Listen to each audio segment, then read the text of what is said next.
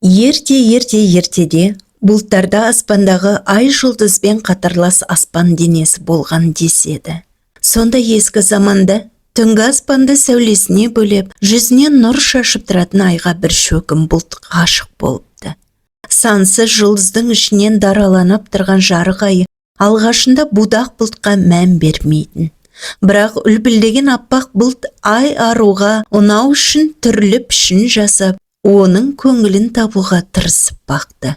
Бір аспанды мекендеп жиі жолға бергесін бе, әлде бұлттың балауса сезімі айды баурап алды ма белгісіз. Көп замай бұлт пен ай ажырамас жұпқа айналды. Желсіз тынық күндері бұлт айды көруге асығып жететін. Айда өзінің серігін сарылып күтетінді шығарды. Осылайша бұлт пен айдың махаббаты аспан жүзіне мәлім болды. Екеуінің бір-біріне деген сүйіспеншілігі күн санап арта түсті. Күміс сәулелі ай мен мақтадай ақ бұлт қатар тұрғанда сондай сұлу көрінуші еді. Бір күні аппақ бұлт өзі жоқта да айдың жарқырап тұра беретінін ойлап қатты қынжылады. Мен оның жанында ұзақ тұра алмаймын, ал күндіз ол менің қасымда болмайды. Бірақ мен сізде ол күллі көк жүзіне, қала берді жер бетіне сәулесін шашып тұрады. Бұлай болмайды. Ол сұлулығын маған ғана арнау керек деген ой оған маза бермейді. Ұзақ уақыт ішіне ашу мен ыза сақтаған ақ мақтадай үлбіреген бұлт қара бұлтқа айналып кетеді. Қара бұлттың қызғанышы махаббатынан асып түсіп, айдың бетін жауып тынады. Бұдан былай сені менен өзге ешкімде көрмеуі керек. Сенің аппақ арайың да, сұлу сәулең де енді тек менікі дейді бұлт булығып. Сөйтіп аспанның ажарына айналған айдың бетін қара бұлт бүркеп тұрды.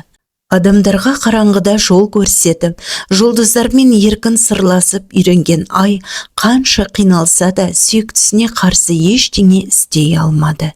Содан бері ай сәулесін қытықтап ойнататын толқындарда көңілсіз. Жарығынан айырылған аспанда қаңырап қалды.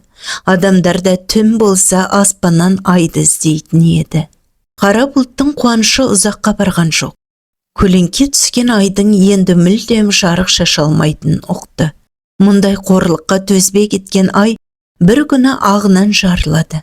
Құлақ салшы қара бұлт, махаббат деген осындай бола ма? Сен мейіріміңнен, мен жарығымнан айырылдым. Аспанның да берекесін қашырдық.